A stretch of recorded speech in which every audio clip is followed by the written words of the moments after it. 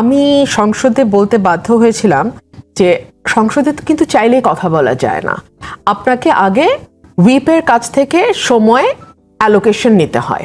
So আমি যখন বিরোধী দলের হুইপ মানে নাহিদ ইসলামের কাছে যাই, উনি চেষ্টা করেন, বাট ইনভেরিয়েবলি উনি বলেন যে আপনার জামাতের আমিরের পারমিশন লাগবে, এবং জামাতের আমির ফর অবভিয়াস রিজনস উনি ওনার দলের জন্য বরাদ্দ সময় থেকে আমাকে দেবেন না। সো আমাকে যেতে হয় তখন সরকার দলের কাছে, সরকার দলের হুইপের কাছে। এবং যেহেতু আমি সরকারি দলের একজন ক্রিটিক, তারাও অফকোর্স তারাও ভেরি কমফোর্টেবল না আমাকে সময় দিতে। সো সেই কারণে আমি স্পিকার মহোদয়ের দৃষ্টি আকর্ষণ করছি, তাহলে আমি যাবোটা কোথায়? ধরুন জুলাই চার্টার নিয়ে আলোচনা, এই আলোচনায় যেহেতু কোনো দলই আমার নাম দিচ্ছে না, মানে সরকারি দল বিরোধী দল, সো আমার বক্তব্য শোনা যাচ্ছে না। আমার তো বক্তব্য আছে জুলাই চার্টারে। এখন যারা সংসদে বসে আছেন তাদের কজনের চেহারা আপনি মনে করতে পারেন জুলাইয়ের পথে? আমার চেহারা নিশ্চয়ই আপনাদের মনে আছে। কজন বলতে পারে যে তার বাড়ি ভাঙচুর হয়েছে, তার গাড়ি ভেঙেছে? আমার বাড়ি ভাঙচুর হয়েছে, আপনাদের চ্যানেল রাত 2টো বাজে আমার বাড়িতে গেছে, আমি ফেসবুক লাইভ করেছি। মুশকিল হচ্ছে কি, আমাদের জেলিফিশের মতন মেমোরি তো, আর বেশিরভাগ মেমোরি আমাদের সাথে ফিট ইন না করলে আমরা ভুলে যাওয়ার চেষ্টা করি। সো বিএনপির নেতারা তখন গর্তে ছিল, ডোবায় ছিল, খালে ছিল, এবং প্রথমে তো তারা হাতি ধুয়ে ফেলছিল এই আন্দোলনে আমাদের না, এইটা এদের আমার নৈতিক সমর্থন দিয়েছিল একটা পর্যায়ে। হ্যাঁ, সো এই হলো তাদের স্ট্যান্ড এই আন্দোলনে। কিন্তু এখন এটা নিয়ে ক্রেডিট ক্লেমিং এর কামড়াকামড়ি হচ্ছে। বিএনপি তাহলে ত্যাগী নেতাদেরকে যথেষ্ট সম্মান দিতে পারে নাই? সেটা বিএনপির ত্যাগী নেতারা বলবে, আমি তো জানি না। আমারটা তো আমি বলতে পারবো, অন্যদেরটা তো আমি বলতে পারবো না। আর দুই হচ্ছে, আপনি আরেকটা যেটা বললেন যে বৈষম্যমূলক এবং ঘটনা, আমরা তো আশা করেছিলাম যে ডক্টর ইউনূসের সময়ে আমরা যে একটা রাইট গ্রুপের উত্থান দেখলাম, আমরা একটা উগ্রবাদের উত্থান দেখলাম, সেটা কিছুটা হলেও সরকার নির্বাচিত হলে কমে আসবে। তখন কিন্তু একটার পর একটা মেয়েদের ফুটবল খেলা বন্ধ করা হলো, মঞ্চ নাটক বন্ধ করা হলো, গানের অনুষ্ঠান বন্ধ করা হলো, যাত্রাপালা বন্ধ করা হলো, নাটক বন্ধ করা হলো, সিরিজ অফ ইনসিডেন্টস কিন্তু হয়েছে ডক্টর ইউনূসের সময়। আপনারা যারা রাজনীতি করেন আপনাদেরকেও তো নানান সময় নানান রকমের ট্রলেরও মুখোমুখি হতে হয়। হ্যাঁ, মানে অফকোর্স।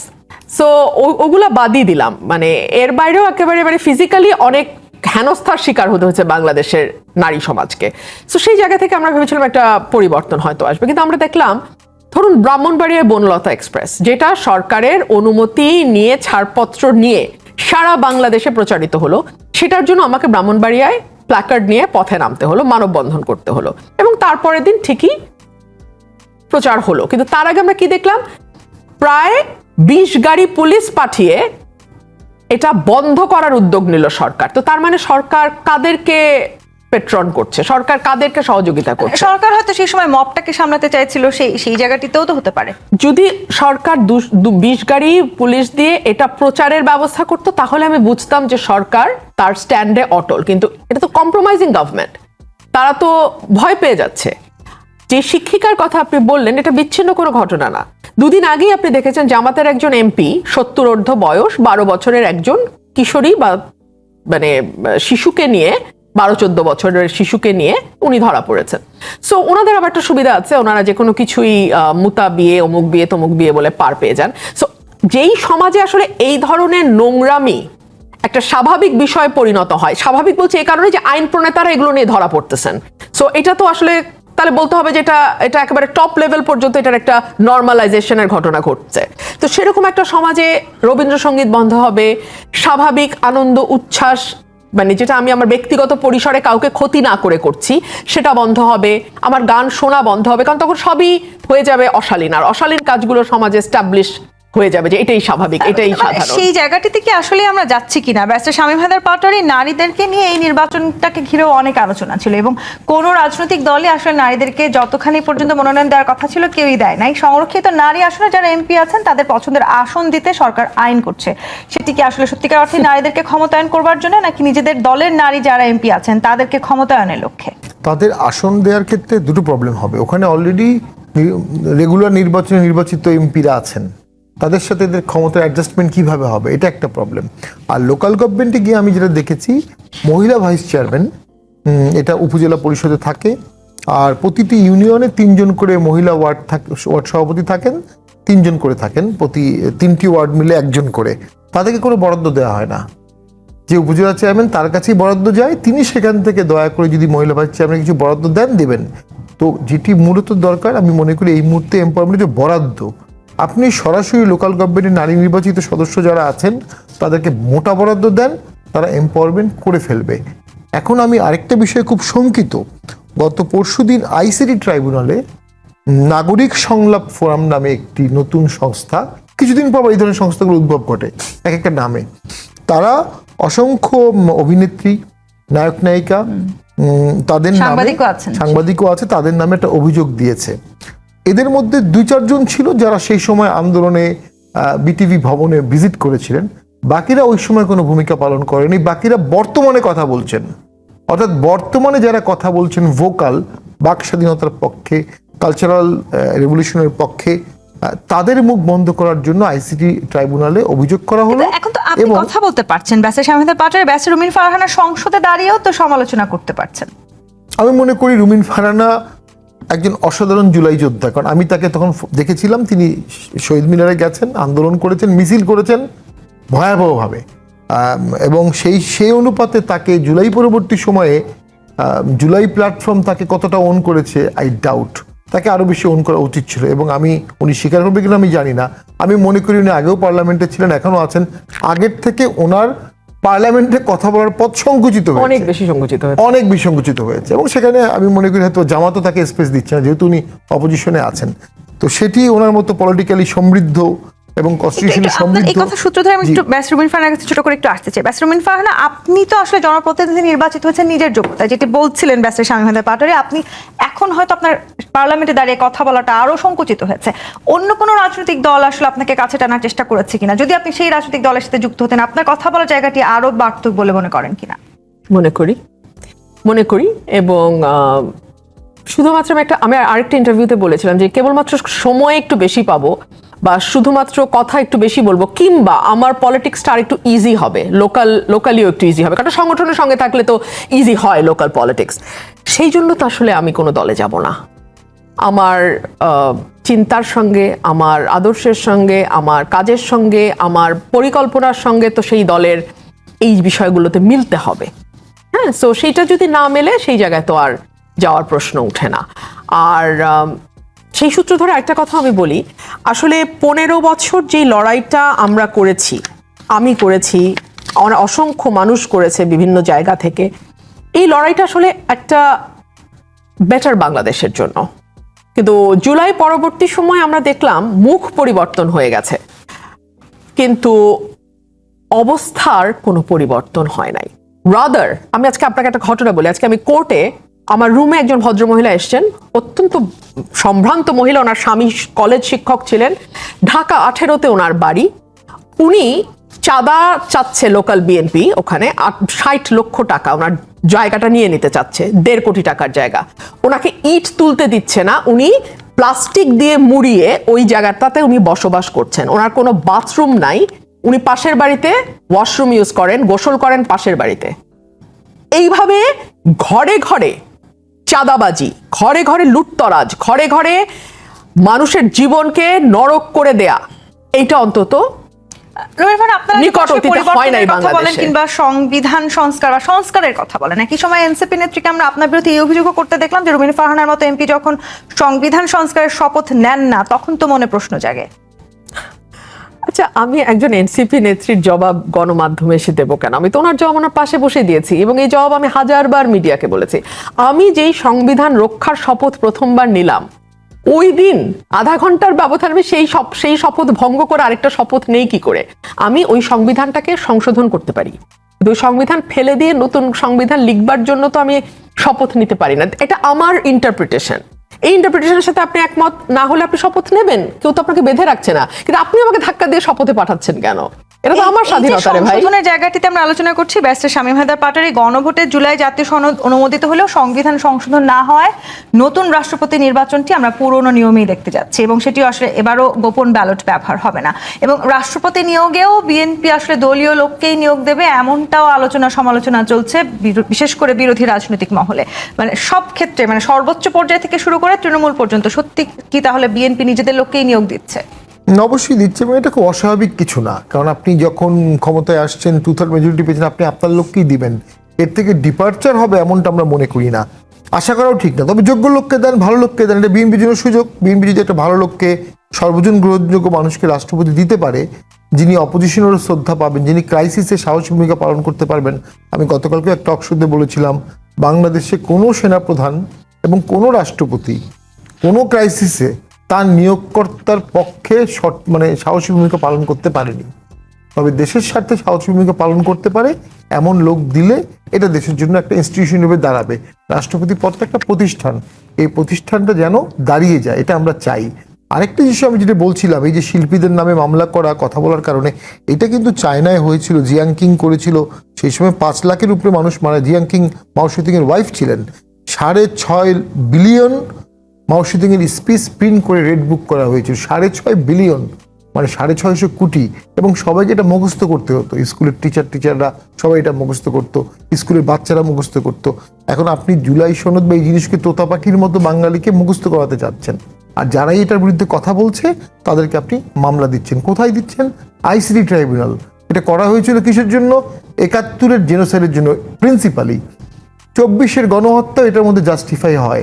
আপনি এখন 18 সালের ক্রস ফায়ার এটার মধ্যে নিয়ে আসছেন, ইতিমধ্যে চার্জশিট দেওয়া হয়েছে। আপনি 13 সালের ঘটনা এখানে নিয়ে আসতেছেন। ট্রাইব্যুনাল তো আস্তে আস্তে তার বাইটিং পাওয়ার হারিয়ে ফেলবে, এবং এত মামলা ওভারবার্ডেন হবে, ট্রাইব্যুনাল প্রকৃত শহীদদের প্রতি ন্যায় বিচার করতে পারবে না। মানে এই বিষয়গুলো নিয়েও বিএনপি রবিন ফারহানা নানান সময় এই 5-6 মাসের মধ্যেই বিএনপিকে নানান সমালোচনার মুখোমুখি হতে হচ্ছে, কিন্তু এর মধ্যে নানান সময়ে প্রোটোকলবিহীন কিংবা একেবারে জাঁকজমকবিহীন জীবন পরিহার করে তারেক রহমান সর্বমহলে এক ধরনের প্রশংসা কুড়িয়েছেন। কিন্তু এই যে নিয়োগ কিংবা অধ্যাদেশ বাতিল ইস্যুতে আবারও তাকে গুরুতর প্রশ্নের মুখোমুখিও হতে হয়েছে। আমি যদি আপনাকে পাল্টা প্রশ্ন করি, এর মধ্যে কোনটা আপনার নাগরিক হিসেবে আপনার জীবনকে এফেক্ট করবে? প্রধানমন্ত্রী কি শার্ট পরলেন, কি জুতা পরলেন, কি ছাতা নিলেন, কোন গাড়িতে চললেন, নাকি নিজের পায়ের উপর নির্ভর করলেন, সেটা কি আপনাকে নাগরিক হিসেবে এফেক্ট করবে?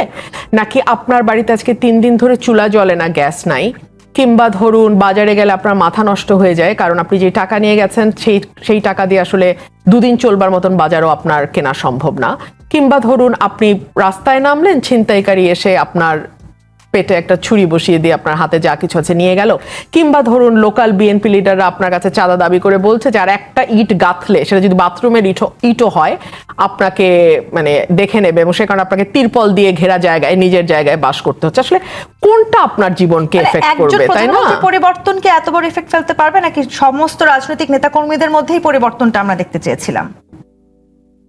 দেখেন, আপনারা না এক মুখে 100 রকম কথা বলেন। হ্যাঁ, আমি এই কারণে আপনাদের কথাবার্তা বুঝি না।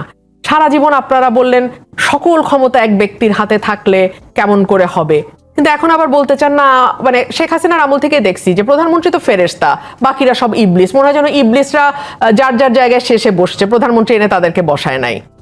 ব্যাপারটা তো এরকম না। এটা তো আপনার একক সিদ্ধান্ত, আপনি কাকে নেবেন কাকে নেবেন না। এই যে শোতে কে গেস্ট হবে, এটা যেমন আপনার একক সিদ্ধান্ত বা আপনার প্রডিউসারের একক সিদ্ধান্ত, সেরকম মন্ত্রিসভায় কে বসবে কে বসবে না, অ্যাডভাইজার কে হবে না, কোন প্রতিষ্ঠানে কে বসবে না, এটা ওনার একক সিদ্ধান্ত। মানে এই মুহূর্তে তাহলে বাংলাদেশে যে ধরনের পরিবর্তন হচ্ছে, কে কোথায় দলীয়করণের যে অভিযোগগুলো আছে, সবকিছু আপনি বলার চেষ্টা করছেন প্রধানমন্ত্রীর একক সিদ্ধান্তে হচ্ছে। ওনার ইশারা ছাড়া তো হবে না, হতে পারে না। বাংলাদেশের সংবিধান আইন অনুযায়ী, বাংলাদেশের মানে রাষ্ট্র পরিচালনার ধারা অনুযায়ী এটা হওয়ার কথা না। এখন আপনি চিন্তা করে দেখবেন যে নাগরিক হিসেবে, আমি আবারও বলছি, আপনি চিন্তা করে দেখবেন নাগরিক হিসেবে প্রধানমন্ত্রী কোন ব্র্যান্ডের শার্ট পরছেন আর কোন শাড়ি পরছেন যদি নারী প্রধানমন্ত্রী হন, সেটা আপনার জীবনকে কতটুকু এফেক্ট করে, আর আমি যে উদাহরণগুলো দিলাম তার কোনটা আপনাকে এফেক্ট করে আপনি বিবেচনা করবেন। বাংলাদেশে আপনাদের প্রশ্ন শুনে মনে হয় সবাই 17 কোটি মানুষ হাতে ললিপপ নিয়ে ঘুরে, এত বাচ্চা, এত অবোধ, কিচ্ছু বোঝে না। আমি জানি না বাংলাদেশের মানুষ এত অবোধ কিনা, বা আমার অভিজ্ঞতা অন্তত তা বলে না। সেই বাংলাদেশের মানুষ নিশ্চয়ই এতটাও অবুঝ না, এবং সে কারণে এই নির্বাচনে আসলে আমরা আপনাকেও নির্বাচিত হতে দেখেছি। ব্যাসে শামীম হায়দার পাটোয়ারি, যেই নির্বাচন নিয়ে এত আলোচনা চলছে, মানে যে এই নির্বাচনটিকে তো আমরা অন্তত দীর্ঘদিন পরে একটা সুষ্ঠু নির্বাচন বলার চেষ্টা করেছি, সেই নির্বাচনে আপনারা নির্বাচন করেন নাই, বা নির্বাচন আপনাদেরকে করতে সুযোগ দেওয়া হয় নাই। এখন বিএনপির আমলে আপনারা নির্বাচন করবেন কিনা, সেই বৈষম্যটা থেকেও আমরা বেরিয়ে আসার সুযোগ পাচ্ছি কিনা? সামনে যে স্থানীয় সরকার হবে বলছেন, এটা বিষয়ে জাতীয় পার্টি এখনো সঠিক কোনো সিদ্ধান্ত নেয়নি। আপনি যে কথাগুলো বলছিলেন, মাননীয় প্রধানমন্ত্রী স্বল্প আহার করেন, সাদা কাপড় পরেন, নিজে ড্রাইভ করেন, স্পোর্টস কার চালান, মেকে নিয়ে সিনেমায় যান, এগুলো বেশ ভালো উদাহরণ। যদি দেশটা ভালো মতো চালাতে পারেন, যদি দেশে রিকনসিলিয়েশন করতে পারেন, ইনফ্লেশন ঠেকাতে পারেন, চাকরি দিতে পারেন, চাকরি দিতে পারবেন। মানে অন্যান্য রাষ্ট্রের প্রধানমন্ত্রীরা এসব করলে তো আমরা খুব বাহবা রাষ্ট্রীয় দিই। সমস্যার সমাধান করার ওনারা ওগুলো পর, সমাধান করে আসেন। রাষ্ট্রীয় সমস্যার সমাধান করার পর, রাষ্ট্রকে একটা ভালো জায়গায় নেয়ার পর মাননীয় প্রধানমন্ত্রী যদি 1500 টাকার লাঞ্চ খাওয়ান, তাতে কি রাষ্ট্রের ক্ষতি হবে? আমাদের 9 লক্ষ 10 লক্ষ কোটি টাকার বাজেট, উনি যদি সাদা সাদের জায়গায় অন্য শার্ট পান, তাতে কিছু কোনো ক্ষতি নাই। আর আমি এগুলোকে প্রেস করছি, উনি স্যাক্রিফাইস করছেন, কিন্তু ওনাকে আসল সমস্যার সমাধান করতে হবে, পলিটিক্যাল রিকনসিলিয়েশন, ইকোনমিক রেস্টোরেশন।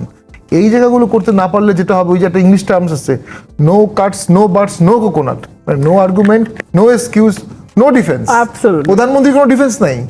আপনি কোনো ডিফেন্স দেবে, আপনি পৃথিবীতে জ্বালানির দাম বেড়েছে বলে আপনি ইনফ্লেশন হয়েছেন, এই যুক্তি জনগণ শুনবে না। একটা বিপুল সংখ্যের মানুষ চাকরির বাইরে, বিপুল সংখ্যের মানুষ অসন্তুষ্ট হচ্ছে, কোনো এক সময় অসন্তুষ্ট একটা দিকেই ধাবিত হয় দেশে, সেটা হলো প্রধানমন্ত্রী। এবং পুলিশ দুর্বল, প্রশাসন দুর্বল, মানে নতুন করে আর কোনো গণঅভ্যুত্থান হওয়ার কোনো সম্ভাবনা কি তাহলে আপনি দেখছেন? বিচ্ছিন্ন গণঅভ্যুত্থান হতে পারে, নেতৃত্ববিহীন, কারণ অসন্তুষ্ট মানুষ প্রচুর এবং রাষ্ট্রের স্ট্রাকচার রুমিন ফারহানা বলেছিলেন যে আগামী 100 বছরও কোনো গণঅভ্যুত্থান হওয়ার সুযোগ নেই এটা হবে না। বাংলাদেশে। একটা হচ্ছে যে জুলাই হওয়ার পরে যে আকাঙ্ক্ষা উঠেছিল, সেই আকাঙ্ক্ষাটা আমাদের বাস্তবায়ন হয়নি, কিন্তু মানুষের দুর্ভোগ, মানুষের দুর্দশা, এটার জন্য মানুষ রাস্তায় নামবে এবং পুলিশ কঠোর হতে পারবে না, সরকার কঠোর হতে পারবে না, সেটা হঠাৎ করে বিপ্লবে কোনো আন্দোলনে রূপ নিবে এবং সেটা সম্ভাবনাও আছে। তো সেটা যদি হয়ে থাকে, সামাল দিবেন কিভাবে? আচ্ছা, তার রুমিন জন্য ফারহানা, যদি reconciliation সত্যি লাগবে। এরকম কিছু হয়, সামাল আমরা কিভাবে দিব? আবার এই 5 মাসে সত্যি আসলে বিএনপির এই শাসন কাঠামো নিয়ে এত সমালোচনা করা, এত প্রশ্ন তোলাটাও কি যৌক্তিক বলে আপনি মনে করেন? আপনারা যদি মনে করেন যৌক্তিক না, প্রশ্ন তুলেন না, অসুবিধা নেই, প্রশংসা করতে থাকেন, কোনো অসুবিধা নাই তো। বাট মানে মাঝখান দিয়ে 6 মাস চলে গেছে, মানুষের নাভিশ্বাস শেষ হয় নাই, এবং মানুষ, আপনি ধরুন সামাজিক যোগাযোগ মাধ্যমটা যখন খুলবেন, বাংলাদেশে কোথায় কি হচ্ছে তার অনেক কিছুই কিন্তু সামাজিক যোগাযোগ মাধ্যমে চলে আসে। মূলধারার গণমাধ্যমে হয়তো কিছুদিন পরে আসে, 2 দিন পরে আসে, প্রথমে কিন্তু সামাজিক যোগাযোগ মাধ্যমে আসে। 2 দিন আগে একটা নিউজ নিশ্চয়ই আপনারা দেখেছেন, চট্টগ্রামে 2 কোটি টাকার জন্য 35 লক্ষ টাকার আসবাবপত্র ভেঙে চুরমার করা হয়েছে, 2 কোটি টাকা চাঁদা চাওয়া হয়েছিল। আমি কয়েকদিন আগে পর্যন্ত এটা খবর রাখছিলাম, কোনো আসামি ধরা পড়ে নাই, অথচ কিন্তু যিনি মানে ফোন দিয়ে থ্রেট দিচ্ছে এবং ভাঙচুরের লিডার ছিল, লিড করছিল, তার চেহারা দেখাচ্ছে গণমাধ্যম, ভয়েস শোনাচ্ছে গণমাধ্যম, নাম বলছে গণমাধ্যম, কিচ্ছু হয় নাই। এবং বিভিন্ন জায়গায়, আমি আজকে নিজেও ঢাকা 18 একটা উদাহরণ দেব, this are just an example. ধরুন আপনি কখন বুঝবেন যে বিপদটা ওয়াইড স্প্রেড হয়ে গেছে এবং বিপদটা বহু মানুষকে আক্রান্ত করেছে? যখন এটা ধীরে ধীরে দেখবেন একদম আপনার কাছের মানুষদের কাছে চলে আসতেছে। এই যে সরকার গঠনের পরপর, বিএনপি সরকার গঠনের পরপর, আমার যে ক্লার্ক, আমার মানে হাইকোর্টে আমার কাজ করে, মামলা ফাইলিং এর কাজ করে, তার একটা ছোট্ট জায়গা, সেটাও লোকাল বিএনপির লিডাররা দখল করতে গেছে। সো এগুলো তো আমি শুনতেছি, মাসের পর মাস ধরে এই কথাগুলো আমার কানে আসতেছে। আমার কাছে সাথে মানুষ দেখা করে বলতেছে যে আমার কনস্টিটিউয়েন্সি না, আমার এলাকা না, অন্য এলাকা, কিন্তু তারা বলার জায়গা খুঁজে পাচ্ছে না। শামীম একটা কথা বললো না, যে বিক্ষিপ্ত বিচ্ছিন্ন ভাবে হতে পারে, এই মানুষগুলো পথে নামলে আপনি কি করবেন? তাহলে রুমিন ফারহানা, আপনিও কি মনে করেন যেহেতু এই মুহূর্তে আপনার আসলে বিএনপির কোনো দলীয় পদ নাই, তাহলে আপনিও আসলে আপনার যোগ্যতা কিংবা মেধা অনুযায়ী আপনার আসলে যে জায়গাটিতে যাওয়ার কথা, যতখানি বরাদ্দ পাওয়ার কথা, সেটা কি পাচ্ছেন? না, এখানে মানে for the first time in the history of Bangladesh জনগণের করের টাকা বন্টন হওয়ার কথা প্রত্যেক আসনে, এবং প্রতিটা এমপি, সরকারি বিরোধী দলের এমপি, সরকারি দলের এমপি বলে কিন্তু কিছু নাই, হ্যাঁ, সবাই কিন্তু বেসরকারি এমপি, প্রত্যেকের সমান বরাদ্দ পাওয়ার কথা হয় নাই। On the top of that, জামাতকে মুখ বন্ধ করার জন্য 20 কোটি টাকা, হঠাৎ প্রধানমন্ত্রীর ইচ্ছা হলো আচ্ছা 20 কোটি টাকা জামাতকে কি দিয়ে দেব। কারণে মুখ বন্ধ করার জন্য? কারণ অন্য এলাকায় যে সরকারি দলের এমপিরা লুকিয়ে বরাদ্দ নিয়ে নিচ্ছে, জামাত সেটা নিয়ে প্রতিবাদ করছে, এটা নিয়ে যে তার কথা না বাড়ে, সো জামাতকে 20 কোটি টাকা দিল। কিন্তু এর বাইরেও তো আমরা আছি স্বতন্ত্র, আর এভাবে তো ইচ্ছা হলো দিলাম, ইচ্ছা হলো করলাম, এভাবে তো হয় না ভাই। এটা তো একটা সিস্টেম আছে, একটা রুল আছে। 300 জন এমপি সকলেই সমানভাবে তাদের বরাদ্দগুলো পাবে, তো হচ্ছে না, সেটা তো হচ্ছে না। সেটা কি আপনি মনে করছেন যে আপনি শুধুই বিরোধী দলে কিংবা আসলে স্বতন্ত্র দলে আছেন বলে বিএনপির কোনো ট্যাগ আপনার পাশে নাই? হ্যাঁ, নিশ্চয়ই, অফকোর্স, অবভিয়াসলি। কিন্তু সেখানে তো আসলে বিএনপিরও একটা খুব সুস্পষ্ট বক্তব্য আছে। তারা বলেছে যে যেই জায়গাগুলোতে এই মুহূর্তে বরাদ্দ সবচেয়ে বেশি প্রয়োজন, তারা ঠিক সেখানেই সেই পরিমাণ বরাদ্দ দিচ্ছেন। হ্যাঁ, মজাটা হচ্ছে কি, বাংলাদেশ দরিদ্র দেশ, ঘনবসতির দেশ, সে কারণে আওয়ামী লীগের সময় মনে হয় গোপালগঞ্জেই সবচেয়ে বেশি বরাদ্দ দরকার, বিএনপির সময় মনে হয় বগুড়াতেই সবচেয়ে বেশি বরাদ্দ দরকার, কিংবা জাতীয় পার্টির সময় মনে হয় যে রংপুরেই সবচেয়ে বেশি বরাদ্দ দরকার। এটা তো আমাদের দুর্ভাগ্য। কিংবা ধরেন ডক্টর মোহাম্মদ ইউনূসের সময় চট্টগ্রামেই খুব বেশি বরাদ্দ দরকার হয়ে যায়। সো আমাদের কপাল খারাপ। অন্য এলাকার মানুষ তাহলে যতদিন একদম- পর্যন্ত না প্রধানমন্ত্রী পাবে ততদিন পর্যন্ত শেষ তাদের প্রশ্নটা আপনাকে আর করতে কোনো চাই, সুখের দলীয় আশা পদ নাই। না মেধা, এই মুহূর্তে তাহলে আপনি এই বাংলাদেশে দাঁড়িয়ে কোনটিকে বেশি যোগ্যতা সম্পন্ন মনে করছেন? বাংলাদেশ ডুবছেই তো কারণ আমাদের মেধার কদর হয় না। আমাদের মেধার কদর আজকের থেকে হচ্ছে না তা না, এটা বহু বহু বহু বছর আগে থেকে এটা শুরু হয়েছে। রুমিন ফারহানা, আপনার নামের পর বলতে হচ্ছে স্বতন্ত্র সংসদ সদস্য, মানে এই যে হঠাৎ করে বিএনপি থেকে আপনাকে আপনার এই স্বতন্ত্র হয়ে ওঠা এবং সেই সময়টাতে আপনি আসলে ঠিক নির্বাচনের সময়কালীন সময়টাতে কিভাবে লড়াই করে জিতেছেন সেটি আমরা সবাই দেখেছি। বিএনপি নিয়ে আসলে আপনার অনেক বক্তব্য আছে, এরপরে আজকে যে অভিযোগটি আসলে জামায়াতের কাছ থেকে এসছে, মানে বিরোধীরা বলার চেষ্টা করছে যে চাকরিতে এখন আর মেধার দরকার নাই, বিএনপির একটি পদ থাকাই সর্বোচ্চ যোগ্যতা। যদিও আপনি এখন সরাসরি বিএনপির নেতা নন, মানে বিএনপির একটি পদ থাকাই কি আসলে বিএনপির জন্য এখন একটা যোগ্যতা? আমরা যখন অনুষ্ঠানটা শুরু করি, আপনি শেষ করেছিলেন একটা বাক্য দিয়ে যে ডক্টর ইউনূসের আমলের সাথে এই আমলে কতটুকু পরিবর্তন হলো। আমি যদি আরেকটু আগে ফিরে যাই, শেখ হাসিনার আমলের সাথে এই আমলের কতটুকু পরিবর্তন হলো। আপনি যদি একজন সাধারণ মানুষকে প্রশ্ন করেন, একদম সাধারণ, যে মানুষটির কোনো রাজনৈতিক পরিচয় নেই, কোনো ক্ষমতার সঙ্গে যুক্ততা নাই, অঢেল অর্থবিত্ত নাই, সেই মানুষটি আপনাকে চোখ বন্ধ করে বলবে জিনিসপত্রের দাম তার নাগালের বাইরে, ন্যূনতম কোনো নিরাপত্তা সে বোধ করে না পথে কিংবা বাড়িতে, এবং চাঁদাবাজিতে তার জীবন অতিষ্ঠ। যদি তার কোনো মামা, খালা, খালু, রাজনৈতিক কোনো বড় কর্তা ব্যক্তি না হয়ে থাকেন এবং তার নিজস্ব বিশাল অগাধ সম্পদ না থাকে, তাহলে আসলে তার জন্য বাংলাদেশের মতো অনিরাপদ জায়গা খুব কমই হয়। এবং আজকে যেই বিষয়টি আমাদের আলোচনায় এসছে যে পদই যথেষ্ট, আর কোনো যোগ্যতার প্রয়োজন নাই, দেখুন ঠিক এই বিষয়টির বিরোধিতা করেই কিন্তু গণ অভ্যুত্থানের জন্ম হয়েছিল, তাই না? যে আমরা মেধার ভিত্তিতে যাব নাকি কোটার ভিত্তিতে যাব, সেটা ছিল আমাদের প্রথম পা ফেলা এই আন্দোলনের, গণ অভ্যুত্থানের শুরুটা ছিল সেখান থেকে। সেই জায়গায় যদি আপনি দেখেন, বিএনপি ক্ষমতায় আসতে না আসতেই বাংলাদেশ ব্যাংকের গভর্নর নিয়োগের কথা আপনার মনে থাকবে, যেই পদটি অর্থনীতির আমি বলবো যে বাংলাদেশের অর্থনীতির পলিসি মেকিং থেকে শুরু করে প্রতিটি ব্যাংক কিভাবে চলবে, ব্যাংকের স্বচ্ছতা কিভাবে নিশ্চিত হবে এবং সে স্বচ্ছতা নিশ্চিতে কি কি পদক্ষেপ নেওয়া হবে, তার পুরোটাই কন্ট্রোলড বাই বাংলাদেশ ব্যাংক। তো সেই বাংলাদেশ ব্যাংকের তৎকালীন যিনি গভর্নর, তাকে কিভাবে সরানো হয়েছে এবং বিএনপির নির্বাচনী পরিচালনা কমিটির একজন ব্যক্তিকে, যিনি একই সঙ্গে গার্মেন্ট ইন্ডাস্ট্রিরও মালিক, মানে ফ্যাক্টরি আছে তার, কিসের যেন, সোয়েটার ফ্যাক্টরি বোধ হয়, হ্যাঁ সোয়েটার ফ্যাক্টরি। তো সেই সোয়েটার ফ্যাক্টরির মালিককে আমরা বাংলাদেশ ব্যাংকে প্রধান বানিয়েছি, তাই না? এই সরকার বানিয়েছে। এরপরে আসেন প্রত্যেকটা জেলায় যেই জেলায় যে এমপি ক্যান্ডিডেট ফেল করেছে, অর্থাৎ জনগণ এই বিএনপির ভরা জোয়ারের সময় যাদেরকে ভোট দেয় নাই, সেই মানুষগুলোকে জেলার মাথা হিসেবে বসিয়ে দিয়েছে। জেলায় জেলায় প্রশাসক নিয়োগ করেছে দলের, ন্যূনতম যাদের কোনো জনপ্রিয়তা নাই, ভোট টোট পায় নাই, ফেল করেছে, কিংবা যাদের নমিনেশন দিতে পারে নাই কিন্তু দলের ভালো ডোনার বা ভালো সম্পর্ক, তাদেরকে জেলায় জেলায় প্রশাসক পদে বসিয়েছে। 11টি স্বায়ত্তশাসিত প্রতিষ্ঠান, কর্পোরেশনের প্রধান হিসেবে বিএনপির বিভিন্ন পদে মানুষদের বসানো হয়েছে। বিসিবিকে বলা হয় বাবা চাচার দোয়ার একটা বোর্ড, মা বাবার দোয়া। তো আপনি আমাকে বলেন, আর শামসুল আলম সাহেবের নিয়োগটা তো আপনি নিজেই বললেন, তো এতগুলো ক্ষেত্র আমরা দেখলাম, আর বাকিটা কি থাকে?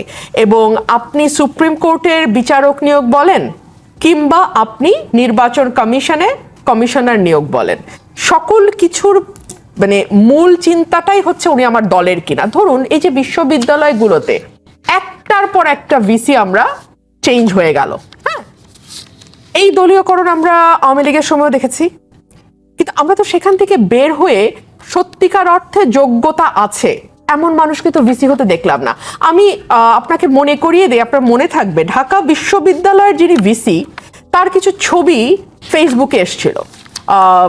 প্রধানমন্ত্রীর স্ত্রী ডক্টর জুবাইদা রহমান ঢাকা বিশ্ববিদ্যালয়ে যাওয়ার পরে ওনার যে বডি ল্যাঙ্গুয়েজ আমরা দেখলাম সেই ছবিতে, আমি ভাবতে পারি না আসলে, মানে আমাদের ফ্যামিলিতে তো বিশ্ববিদ্যালয়ের শিক্ষক আমার 3 চাচা ছিলেন অ্যাকচুয়ালি।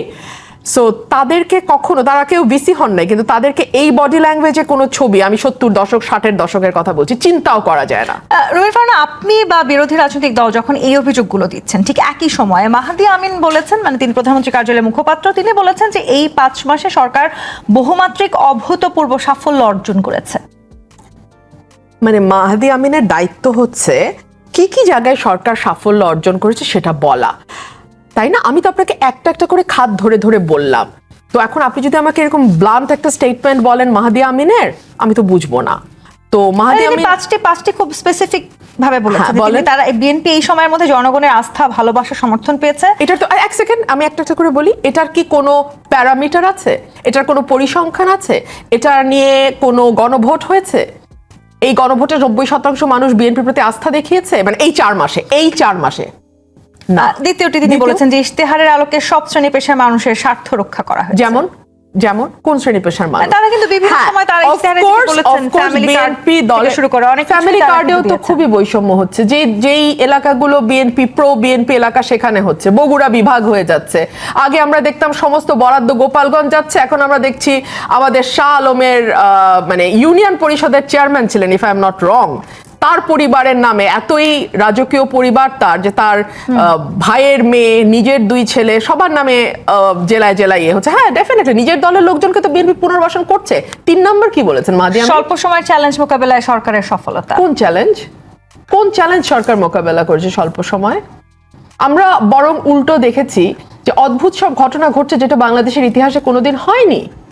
বাংলাদেশের ইতিহাসে এখন সংসদে বিভিন্ন দেশ বিষয়ক মৈত্রী কমিটি হচ্ছে। আমি জানি না, আমার বন্ধু শামীম পাটোয়ারিও ছিলেন সংসদে, দীর্ঘ সময় শামীম পাটোয়ারি কাজ করেছেন। আপনি কি কখনো দেখেছেন? আপনি যেহেতু বললেন, আমি একটু পরিচয় করে দিতে চাই আমার দর্শকদের সাথে। আমাদের সাথে যুক্ত হয়েছেন ব্যারিস্টার শামীম হায়দার পাটোয়ারি, মহাসচিব জাতীয় পার্টি। আপনাকে স্বাগত রাজকাহনে। যে জায়গায় আলোচনায় আমরা ছিলাম, ব্যারিস্টার রুমিন ফারহানা, এরপর তিনি যেটি বলেছেন যে জনগণের স্বাধীনতা ও দেশের সার্বভৌমত্ব সর্বোচ্চ অগ্রাধিকার ও গণমানুষের প্রধানমন্ত্রীর রাষ্ট্রনায়কোচিত নেতৃত্ব। ময়রা কি আর নিজের মিষ্টি খারাপ বলবে? ওনার সরকার, ওনার প্রধানমন্ত্রী, উনি তো তাকে বলবেনই বেস্ট প্রধানমন্ত্রী। মানুষ কি বলেন? এবং এই যে সার্বভৌমত্বের কথাটা আপনি বলছেন না, সার্বভৌমত্ব নিয়েই সবচেয়ে বড় প্রশ্ন উঠছে। কি এগ্রিমেন্ট হলো আমেরিকার সাথে? কেন সেটা নিয়ে সংসদে একটা দিন আলোচনা হলো না? কেন যুক্তরাষ্ট্র 250 বছর পূর্তি বাংলাদেশ সংসদ ভবনের ভেতরে খোলা মাঠে স্পিকার, ডেপুটি স্পিকার, মানে এই কয়েক মাসে তার মানে বিএনপিকে নানান রকম সমালোচনার মুখোমুখি হতে হয়েছে, মানুষ তাই বলছে। জি, আমি একটু